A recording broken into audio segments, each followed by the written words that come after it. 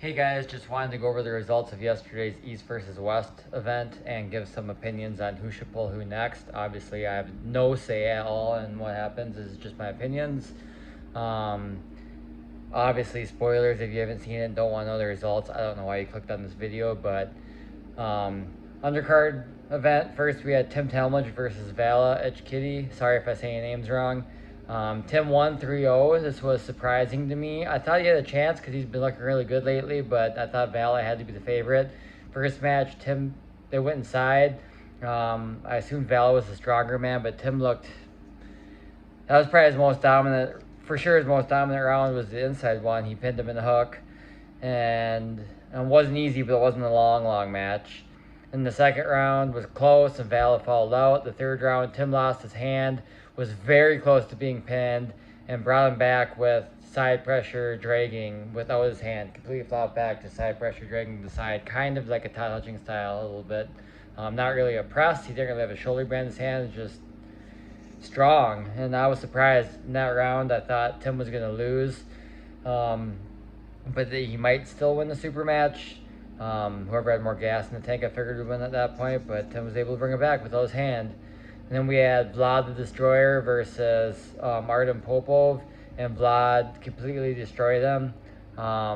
First round, Vlad false started, and they gave the false start to Artem. I'm like, obviously the refs have a better view than me, and they're there in person, but like I thought that was a really bad call. But in the end, it didn't make any difference. And Vlad was extremely dominant. It looked very strong.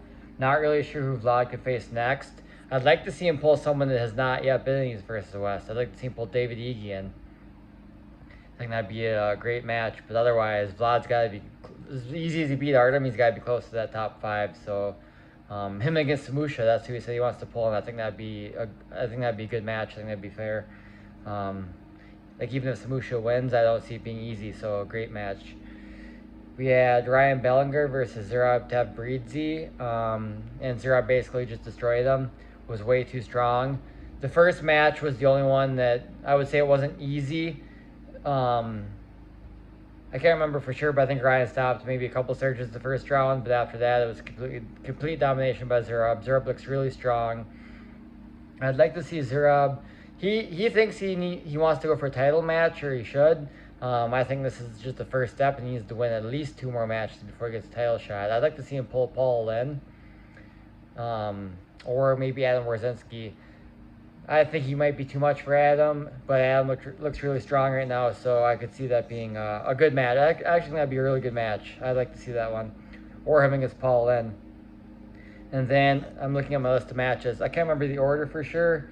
But I think we had the women's match next. We had Gabby Vasconcelos versus Irina Dreeva. Gabby swept it 4-0, but Irina made her work. It was not like, I would say this match wasn't super close, but it also wasn't easy. Like Gabby didn't just pull her straight to the pad. Outside the straps, they were pretty close. In the straps, Gabby was too strong, but it wasn't the domination. And it was funny one of the rounds because Irina said that she didn't think Gabby had a strong wrist or a strong hand.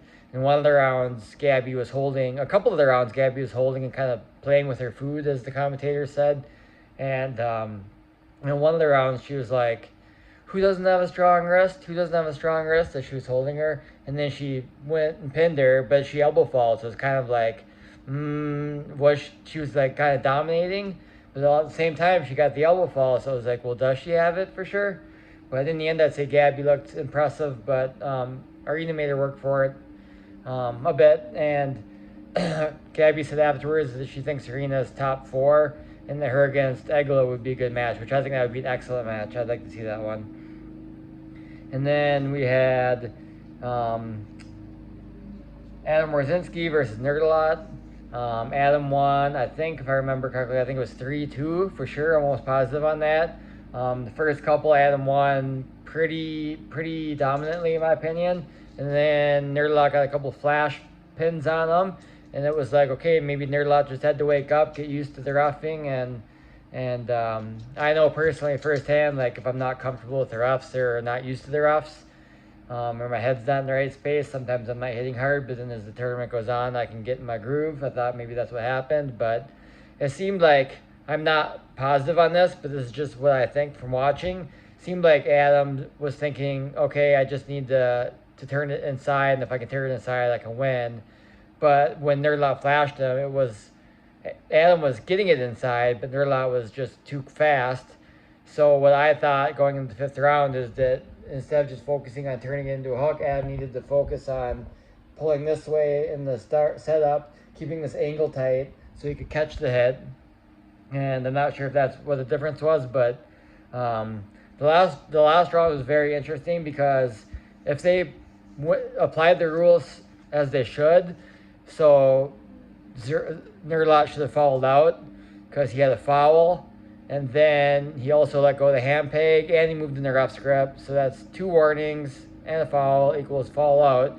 Coach Ray was saying it was a foul out on the commentary. Devin was saying it wasn't, but Coach Ray was actually right. But they reviewed it and decided to keep going. I don't know exactly what the logic was behind it, but I kind of feel like they just didn't want to end it on fouls, which I understand. Obviously, in East versus West, they want the match to end on a pin, but then their false started, so it should have been another foul. And then I felt really like if Adam loses now, he completely got screwed. But for some reason, they still kept going. At that point, I feel like you should just foul him out, but Adam was able to stop him and win. Really good win for Ryan, or for Adam. I would like to see Adam pull maybe Zerab or Paul Lynn. I know Paul Lynn would be West versus West, but I think that's a good match. Either one of those is good. Zerab, Adam, Paul Lynn, I think between those 3, 2 of those 3 should match up for the next match for theirs. And then we'll go to Paul Lynn. Paul Lynn versus Elder Babinko. Elder took his hand every round. Paul kind of stopped him near the pad without his hand, but for a very short time. Overall, Elder was pretty dominant. The last round, Paul tried to flop wrist because he was losing his hand anyways, and he didn't really have any options left. And Elder posed with him and actually went to pin and came off the back, really played with his food too much and got a little too overconfident. But then on the restart, Elder dominated him pretty much. Really impressive. My initial thought was, okay, give Elder Rustam Babayev next, because to me, Rustam's the next guy up on the pecking order. But then I was like, well, maybe give him a top 3 guy. Obviously, I would say without question, top 3 in this weight class, 95 kilos, is Murakli, Bogdan, and Todd Hutchings in no particular order. So either give him one of those guys, probably not the champion, probably not Bogdan yet. Because I think he needs to win one more to get that shot. But I was like, either give him one of those guys or maybe Rustam. And in the post-match interview, Elder said he wants Todd Hutchings. I think that would be a really good match, but I also wanted to see Todd versus Nugo. And so I'm not sure which one I would rather see him pull first. But on that note, another one for Elder could be Manifester, because Manifester needs the first match at 95 kilos. I could see Manifester pulling Paul Lynn maybe, or Elder. Maybe Manifester versus Paul Lynn to start, and then Zerab can pull Adam. And whoever wins between Zerab and Adam then can pull the winner of Lynn and Manifester, or something like that, and then move up from there into the top 3. Or involve Rustam, that's my opinion. So on that note, we'll go with Krasimir versus Nugo. This was a good match. Krasimir came in strong. The first match, Nugo tried to top roll and had Krasimir fairly close to the pad, pretty extended, but Krasimir held him off and was able to eventually bring him back. The second match was similar, but then Nugo ended up switching to a hook. In the hook, he still made Krasimir work. Krasimir said afterwards he was surprised that Nugo was as strong as he was in the hook, but Krasimir won. In the third round, Nugo went straight to the hook, and it was not easy, but probably the easiest round. Still not easy. The commentator seemed to think Krasimir was playing with Nugo. I don't think that was the case, but in the end, it was a sweep for Krasimir. Now, I wanted to see Nugo pull Todd Hutchings, and Nugo said that's the match he wanted, but Loki, leave it. Loki, no. But maybe Krasimir versus Todd Hutchings. Hutchings pretty much dominated him before a couple of years ago. Todd said he would like, or Krasimir said he would like a rematch. I still think style-wise, though, even though I thought Nugo and Todd could be good, I still think style-wise maybe Todd will just be too much for Krasny. But then again, if you look, obviously styles make matches, but look at Bogdan versus Nugo and Todd versus Bogdan. Looking at just those two, Nugo would be favorited over Todd, and then Krasimir beat Nugo. So, and then, but yeah, otherwise, I don't know who Krasimir should pull, but he's got to be approaching that top 5. I think he's really strong now, and he's in good shape. Oh, one more thing. After the match, Krasimir said he is still natty. He's always been natty. And no disrespect, I'm not saying he's lying, but like, if he is indeed natty as he says, and I hope if he sees this, which he probably won't, he takes it as a compliment, but if he is indeed natty, lifetime natty as he says, he is the biggest freak of all time, because that dude is thick. He's like solid and strong AF, and like his arms are huge, and back in the day he had like probably 19-inch arms at least, lean, which I don't know if you can get that big natty, but if he is indeed natty, he's the biggest freak of all time. Then we had Ibrahim Segov versus Yordan Sonev. This was probably the biggest mismatch of the night, surprisingly. Segov just drilled him to the pad 3 times. And then afterwards, he said he'd like to pull either even. He said they're friends, obviously from the same country, but he'd still pull him. Or Michael Todd or Devin. And then it was funny, Devin came up and they did like a little pull. Wasn't anything serious at all, but he just slipped right away. But, yeah, I'd like to see Segov pull Michael Todd. I think that'd be a good match. Michael hasn't pulled that 115 yet. Doesn't really make sense for Segov to pull Devin or even, in my opinion, because like Devin would be heavily favorited and Even's the champion. And just because Segov lost to Dave Chafee, I don't think he deserves the title shot. But I'd like to see him pull Dave Chafee again too. Maybe not yet, but to me, Segov just looks bigger, thicker, stronger than he's ever looked.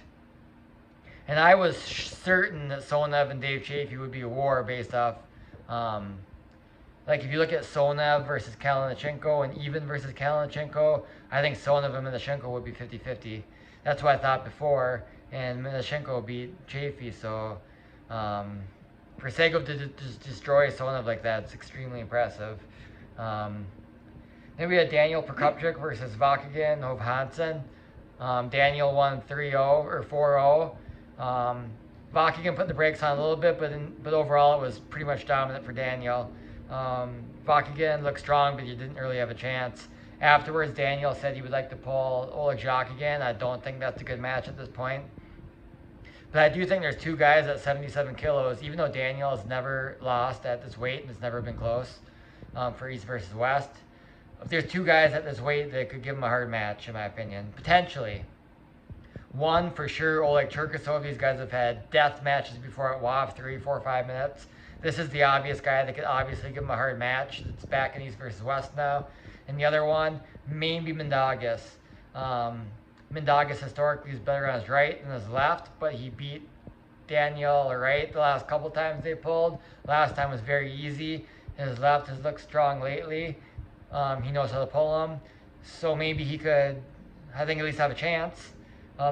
Daniel might dominate Mindaugas left, but I think he at least has a chance. To me, those are the top 3 left at this weight, is Mindaugas, Daniel, and Oleg.